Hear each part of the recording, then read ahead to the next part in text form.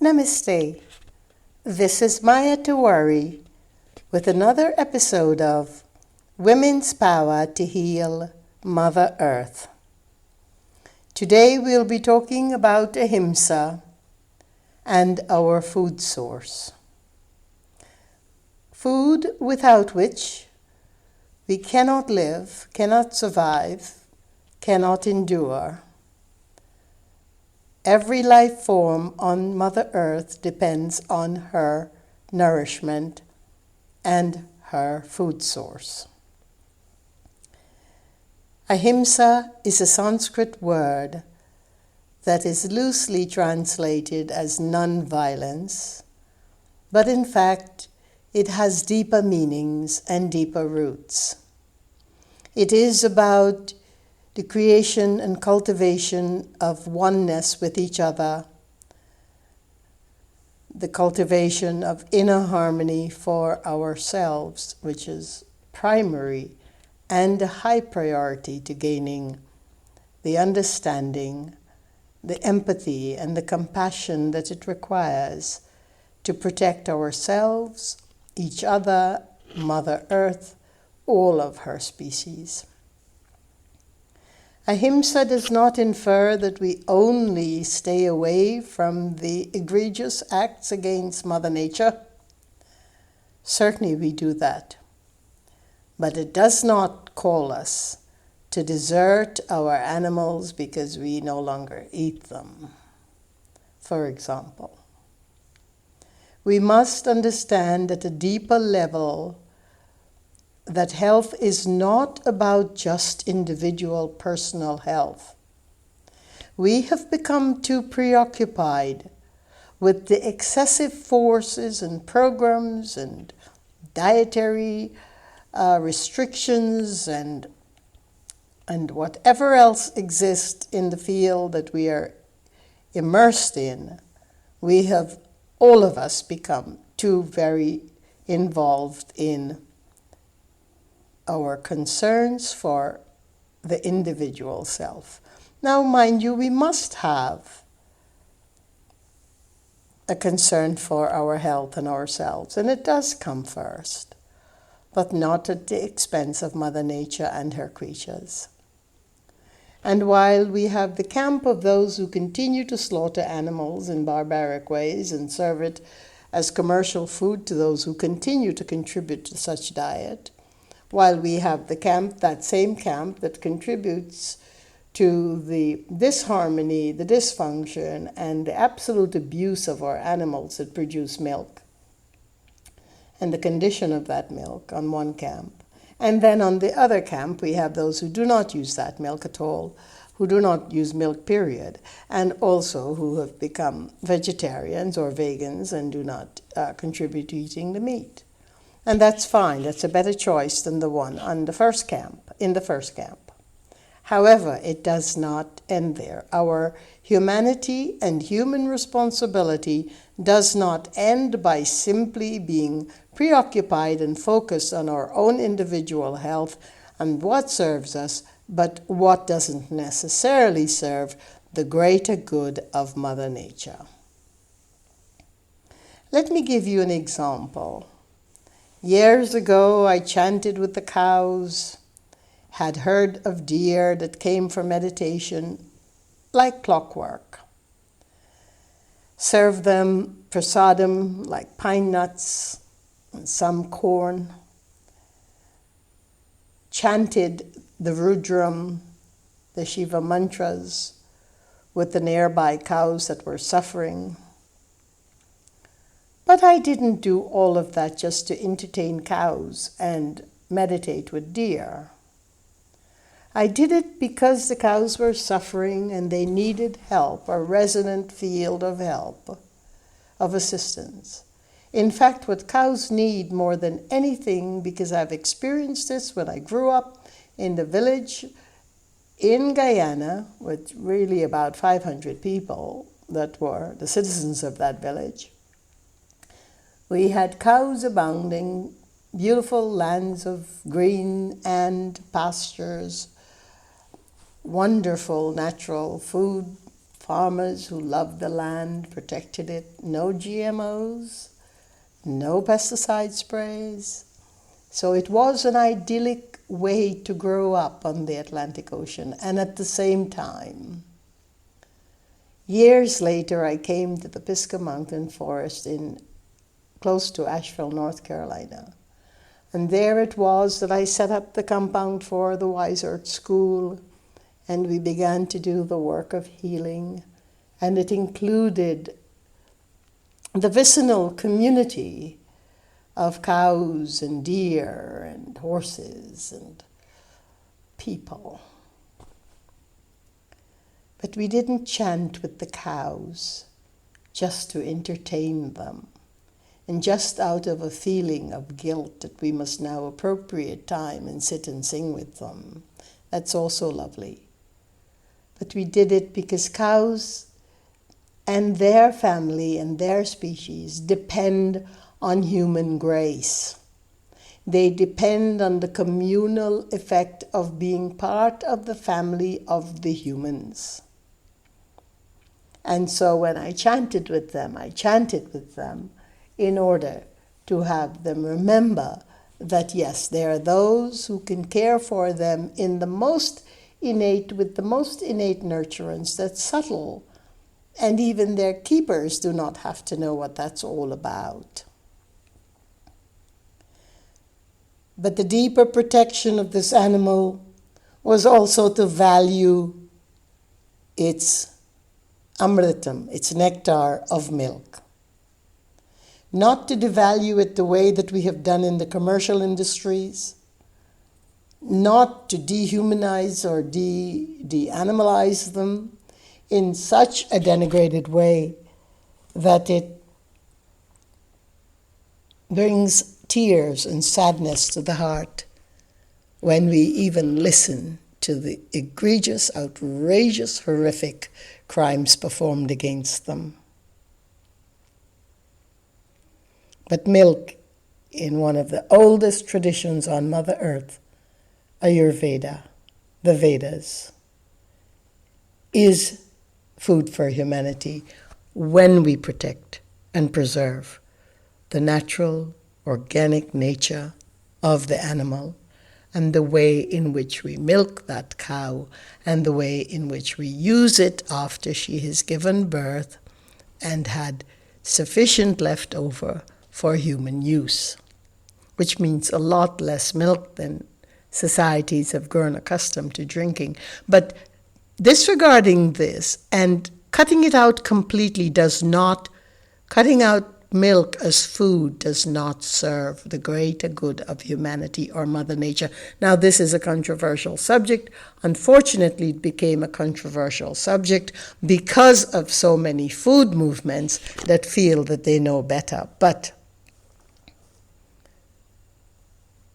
giving up what she gives us, what is called amritam, meaning the nectar, what supplies and feeds and coats and armor our vital tissue called dhatus, when it is in pure nature, when it is collected from pure heart, when it's collected by wonderful, beneficent husbandry of the cows, rather than the horrific ways in which we have farmed them. That food, that milk, and not everyone can assimilate milk. That is true. There are cultures that could not assimilate milk, but those are the exception. We're talking about the general populations of the world. We're talking about ancient Europe. We're talking about ancient India, ancient Middle East. We're talking about the lands of the ancient Americas.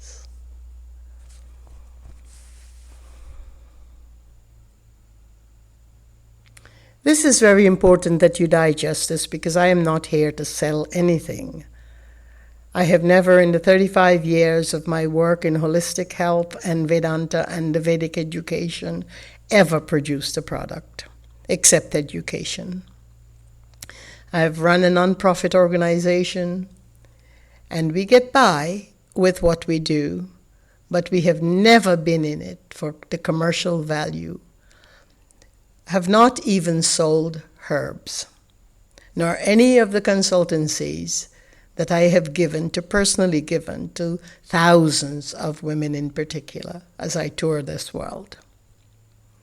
So my investment in this talk has much more to do with the wisdom of nature and what nature is calling us to produce for her than it has to do with battling and combating the various elements that feel that they have scientific proof that milk is not for the human system. And of course, those who contribute to a certain food movement or many food movements that have annihilated food as part of the diet. One, because it is the way in which the cow is treated, but more importantly, the underlying reason is not just that. It is that they disavow milk as food, and that's the point to which I speak. I'm not trying to convince you either. If you believe that, you believe that. That is your system to believe. I remember someone asking me not so long ago in an audience that, what if I don't believe in reincarnation? What then? How can you prove that to me? And my answer, as I answer to you, those of you who do not contribute to milk as food, is the same, and it would be, there are many more lifetimes to figure it out. Don't worry about it right now. It sounds like a patronizing answer, but it truly is not. There's nothing patronizing about me. I am a soothsayer. I speak truth. I speak truth to the great number of years that I have made incredible sacrifices in order to serve the purpose of the work that I have taken to in this birth. And those sacrifices are called yajna. That's the puja of life. There's the challenges, not normal challenges I might add, that I have had to walk through, because the more darkness that is foisted upon the journey, the more light we must seek. And so that be the detail of my own journey, and from that point I say to you, I say to all of us, that the luxury, the excess and luxury of having to say, I don't eat soya because soya is genetically modified. I don't drink milk because the milk is abused, or milk is not human food. I don't eat the meat because the animal is slaughtered. That's fine. I appreciate all of it. But please remember, you're privileged enough to come from the point of excessive nourishment, from the point of the privileged, from the point in many cases of elitism, where we can say, it's not good for me. Everything that group of people do without so much as cognizing that they are doing this comes from a place of my health comes first. Well, no, that is not the way that nature works. Our health is important. My personal health is important. But there is something that is way more important than that in the priority, in the preservation that Mother Nature is demanding that we serve upon this earth once again, and that is food for one must be food for all. Mother Nature is the preservation of Mother Nature, the preservation of her sentiency, of the cosmic construction that makes it all possible in the entire world to live, and to live with peace, to live in Ahimsa. That is our highest priority. That is our greatest goal. The wealth, the healing, the nourishment of all people, all animals that are domesticated animals, and all of life. That is it.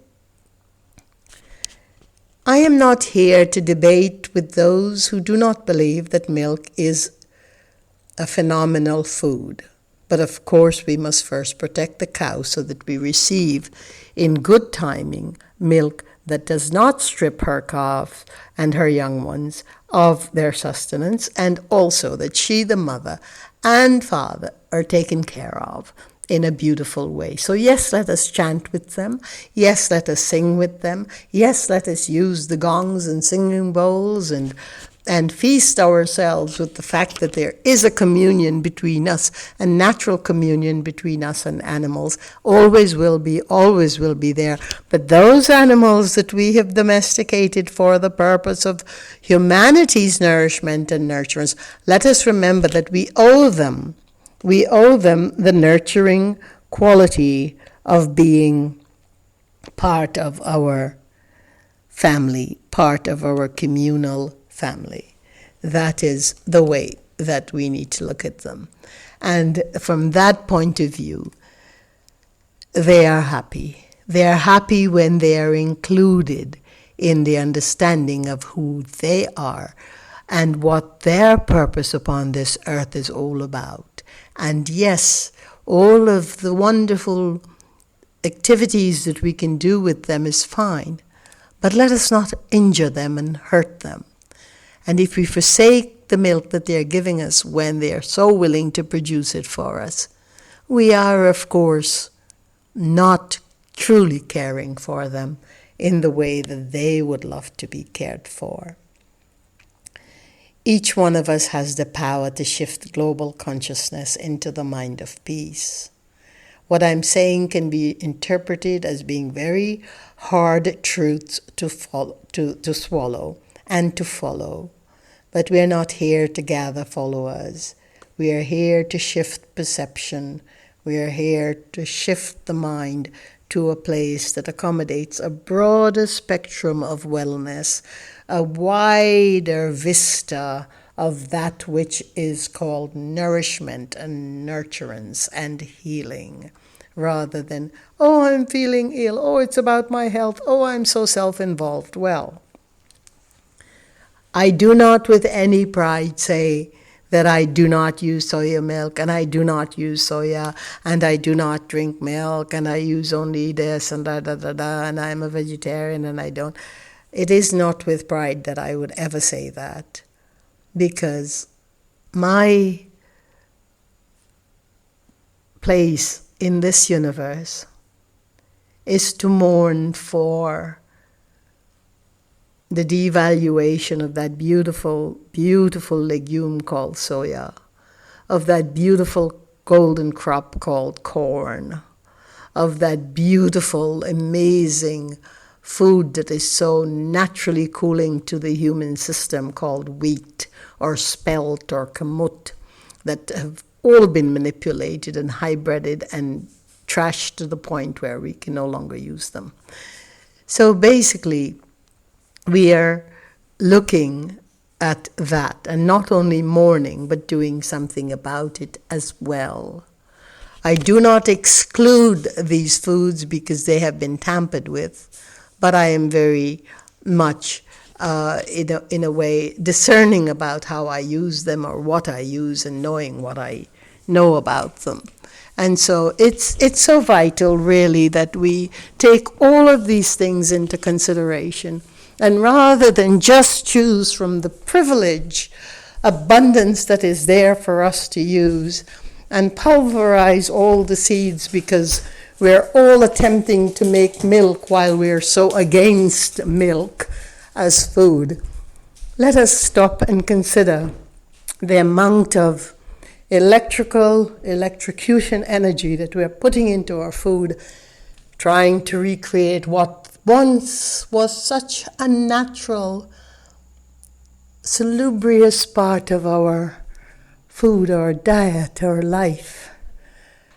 And remember this, if you have any questions about what I am trying to say to you, remember, go to the poor areas of your community and start talking to those people.